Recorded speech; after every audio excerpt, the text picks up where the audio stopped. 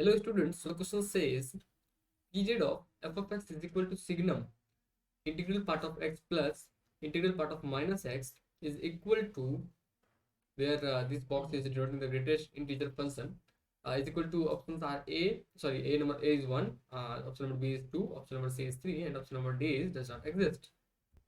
So the key concept जो कि हम लोग इस क्वेश्चन में यूज करने वाले हैं basically the first one is कि अगर सिग्नम फंक्शन का हम लोग बात कर लें सिग्नम एक्स, तो अगर हम लोग को इसका ग्राफ बनाना हो तो that is basically like this,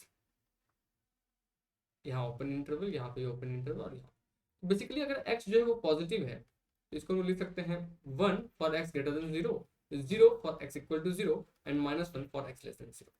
and जो सेकंड कॉन्सेप्ट जो हम लोग इसमें यूज करने वाला है that is basically of integral part of x plus minus integral part of x, sorry integral part of minus x.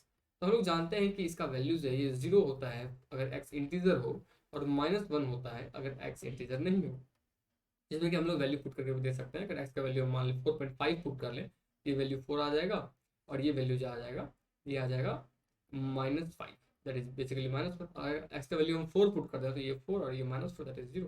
तो यहाँ से हम लोग देख सकते हैं कि ये रिलेशन जो है ये सही है. सो अगर हम लोग इस क्वेश्चन की बात करें इसका मतलब कि f ऑफ x जो है वो आ रहा है सिग्नम ऑफ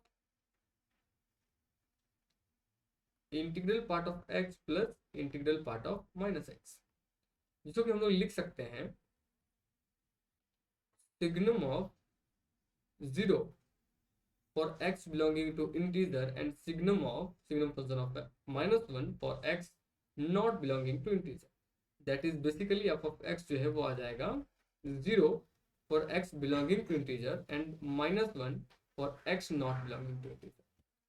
तो अगर हम लोग इस क्वेश्चन में f of x plus 1 निकालें तो ये आ जाएगा 0 for x plus 1 belonging to integer and -1 for x plus 1 not belonging to integer. That is basically 0 and -1. x plus 1 अगर इंटीजर है तो x भी इंटीजर होगा, x belonging to integer, and -1 x plus 1 अगर इंटीजर नहीं है तो basically x जो है वो इंटीजर नहीं होगा. So we can say that f of x plus 1 is equal to f of x. Hence 1 is our period. 1 is the period of f of x. So our answer is option number A. Hence this question lies in easy category.